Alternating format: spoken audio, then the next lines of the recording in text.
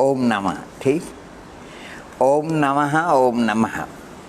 अभी अपन ने आगमानुसार यत्किंचित पंच परावर्तन का हमने स्वरूप विचार किया। पंच परावर्तन तो बहुत बड़ी बात है, लेकिन हमने ज्ञानियों के मुखारविंद से सुना सागर किसे कहते हैं।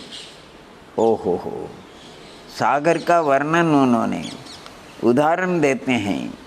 एक सुमेरु पर्वत के बराबर लोहे की शिला हो और एक चिड़िया आए और अपना चोंच घिस करके चली जाए। 100 वर्ष के बाद कोई दूसरी चिड़िया आए और घिस करके चली जाए, और 100 वर्ष के बाद कोई चिड़िया और घिस करके चली जाए। ऐसे वो शिला घिसते घिसते साफ हो जाए।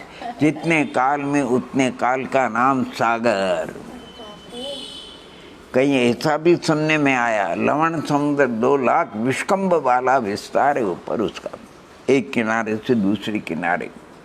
एक पूर्व की ओर जुआ, ये उदाहरण मात्र बैलों के ऊपर कंधे पे रखते जुआ, और पश्चिम की ओर कील लगाई जाए, और फिर वो उस माने पानी के लहरों के कारण से वो चलते चलते, अरे जुए का स्पर्श कर जाना अलग बात, लेकिन जुए के छिद्र में उस कील का चले जाना जैसा असंभव। माने इसी प्रकार उसमें जितना काल लगे उतने काल को सागर, सागर के 10 आने अनंत सागर काल द्रव्य परावर्तन में होते हैं। रोमटे खड़े हो जाते हैं।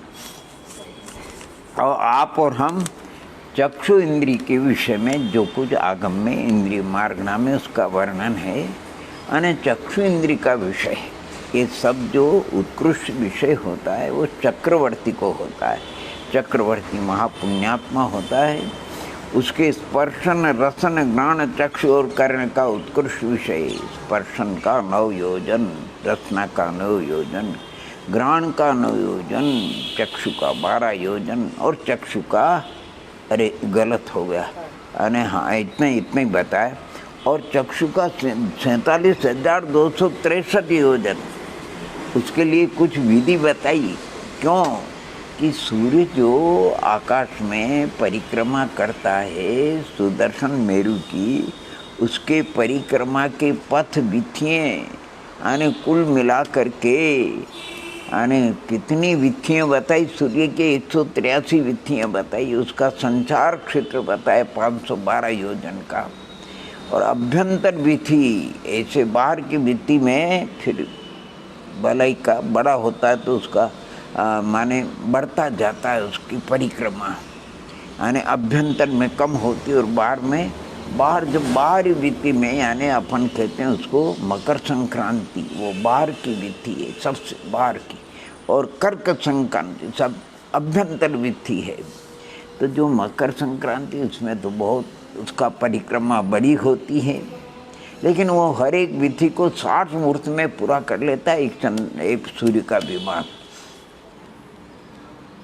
तो जो अभ्यंतर विधि है वो जम्बूद्वीप के भीतर है, जम्बूद्वीप की वेदी भी है और 180 योजन भीतर है। जब अभ्यंतर विधि का मेथड से कर लेना आप, यानी जितना विष्कंभ होता है उस विष्कंभ को 22/7 से गुणा करोगे तो वलय माने वलय निकल जाए, परिक्रमा निकल आएगी। वो कितनी है तो लगभग 3 लाख की लगभग बैठती हो, और एक सूर्य का विमान 60 मुहूर्त में उस 3 लाख की परिधि को पूरा करता है।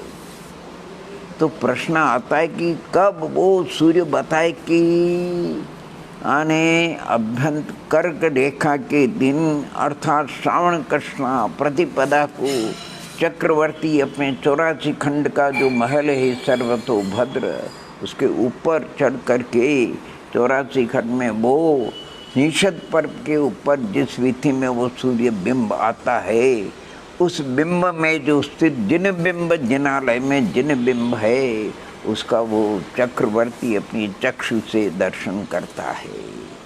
अब पूछा गया कि वो कितना दूर है, कितनी दूर से उसने दर्शन किया, तो वो फिर उसका गणित से बताते हैं कि एक सूर्य बिंब जब 60 मुहूर्त में पूरी परिक्रमा करता है तो एक मुहूर्त में कितनी करेगा, उसका 60 का भाग दिया जाता है। और वहाँ से उस निषदाचल पर्वत की जहाँ सूर्य के बिंब में जिन बिंब का दर्शन किया, वहाँ से अयोध्या तक आने में उस बिंब को 9 मुहूर्त लगते हैं। कितने लगते हैं? तो जब एक मुहूर्त में अगर वो 5000 योजन से अधिक बिंब विहार करता है तो 9 मुहूर्त में कितने करेगा, उन्हें सूक्ष्म गणित से निकाला उसमें, अर्थात 47,263 योजन। इस प्रकार चक्षु इंद्र का एक दिन बस एक, इसके बाद अभ्यंतर बाह्य भित्ति में चला जाएगा, दूरी बढ़ जाती, फिर दर्शन नहीं होता, एक दिन होता है सिर्फ। आने दक्षिणायन और उत्तरायण, जब आने उत्तरायण से दक्षिणायन जाने में उसको 6 महीने लगते हैं, और दक्षिणायन से फिर आने में उसको 6 महीने लगते हैं। साल में एक ही दिन ऐसा अवसर आता है कि जिस सूर्य बिंब में स्थित जिन बिंब के दर्शन चक्रवर्ती को होता है। यानी 6 महीने, चंद्रमा की तो 15 गलियाँ बताई, इसको 15 दिन में दक्षिणायन, 15 दिन में उत्तरायण हो जाता है। लेकिन सूर्य का ऐसा नहीं होता है, सूर्य को 6 महीने लगते हैं। और वो अपनी विधि बताए शास्त्रकारों ने, विधि कब बदलता है कि निषदाचल और नीलाचल पर ये सूर्य अपने विधि को बदलते हैं। अर्थात जब दक्षिणायन में जाते तो अभ्यंतर विधि से बाह्य विधि में, जब उत्तरायण होता तब बाह्य विधि से अभ्यंतर में आते हैं। लेकिन उसकी गति बढ़ जाने से प्रत्येक विधि को वो माने 60 मुहूर्त में परिक्रमा से पूरा कर लेता है। भाई जिनागम के अनुसार जो जिस सूर्य बिंब के आप और हम देख रहे हैं वो सूर्य बिंब कल नहीं, वो परसों आएगा। लेकिन अपन वैसा अंतर नहीं होने से अपन कुछ नहीं मानते। आज का विज्ञान अलग ढंग का है, उसको भी समझने की जरूरत है। तो इस प्रकार चक्षुन्द्र का विषय उसको बड़ी अच्छी मेथड से बताया, गणित से बताया, यानी परिधि निकालने के लिए जो उन्होंने दिया है उसको आप गणित से अच्छी तरह निकाल करिए माने, और उससे अच्छा निकल आता है सीधा कि कौन कितना होता है। यानी व्यवहार में भी देखो एक बात होती है, किसी व्यक्ति ने इंदौर आया मान लिए वो, और उसको घूमटगिरी के दर्शन करना था। उसने किसी भद्र प्रणामी से पूछा, भाई हमें घूमटगिरी के दर्शन करना और यहाँ से कितनी, अपन जहाँ रहते हैं वहाँ से 15 किलोमीटर दूर घूमटगिरी है।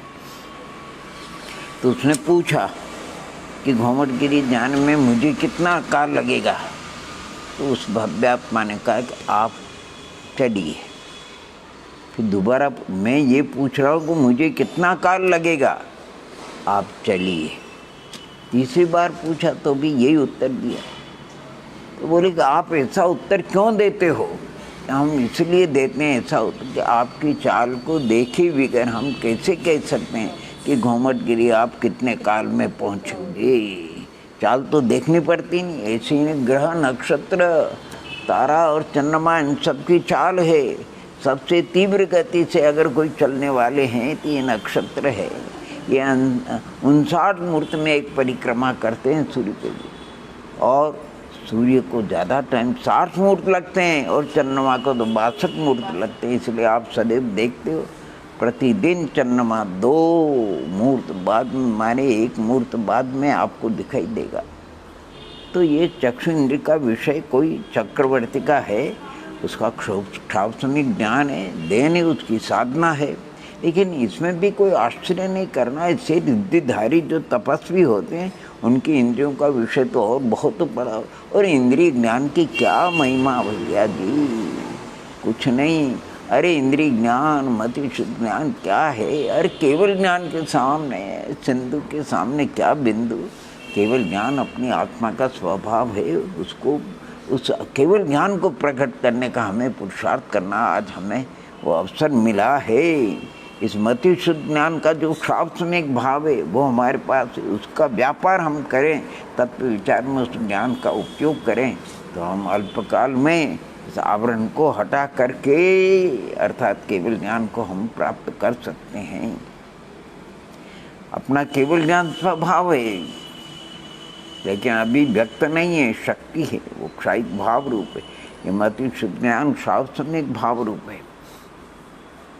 इस क्षाव सम्यक भाव का कोई अहंकार नहीं करना। कब ये घट जाए बढ़ जाए कुछ ठिकाना नहीं। एक देह मर करके एक इंद्रिय हो जाता है, 3 ज्ञान का धारी कहाँ एक इंद्रिय में, कितना ज्ञान उसका ह्रास हो गया कुछ। अरे कोई बादल निगोरियाँ निकल करके मनुष्य होकर के उसी भव में साधना करके मनुष्य होकर के और निर्वाण को प्राप्त कर सकते हैं। परिणामों की गति विचित्र है, इसलिए प्रत्येक भव्यात्मा परिणामों की संभाल करना चाहिए। परिणामों के समाज में कभी भी प्रमाद नहीं करना। अगर जरा भी माने परिणामों में गड़बड़ हो गई, कहाँ से कहाँ पहुँच जाएंगे। बहुत जैसे वो सांप सीढ़ी वाला खेल है, जरा सा भी गड़बड़ हो गई तो कहाँ से कहाँ पहुँच गए। सांप के मुख में पहुँच गए तो फिर नीचे, सीढ़ी आ गई तो ऊपर चढ़ जाओगे। ये सब विचित्र परिणाम होता है। इसलिए प्रत्येक भव्यात्मा को इंद्रियों का विषय बहुत ही अच्छा बताया उसमें। एक इंद्रिय तो केवल स्पर्शन कई विषय होता है, तो 2 इंद्रिय होते हैं, स्पर्शन रसन 3 इंद्रिय होते हैं। तो स्पर्शन रसन और घ्राण 2 इंद्रिय हो जाते तो चक्षु आ जाए, 5 इंद्रिय हो जाते तो कर्ण आ जाता है, और फिर मन वाले तो होते ही। ऐसे 5 इंद्रियों के विषयों का बहुत सुंदर वर्णन किया। उसको सभी भव्यात्मा जाने, और फिर भी शास्त्र में ज्ञान है, खंड ज्ञान है। खंड ज्ञान की कोई महिमा नहीं है। महिमा तो सारी अनंत लेने वाला केवल ज्ञान, उसको हमको प्रकट करना है। वो अवसर है, उस अवसर को हाथ से नहीं जाना। ओम नमः, ओम नमः, ओम नमः।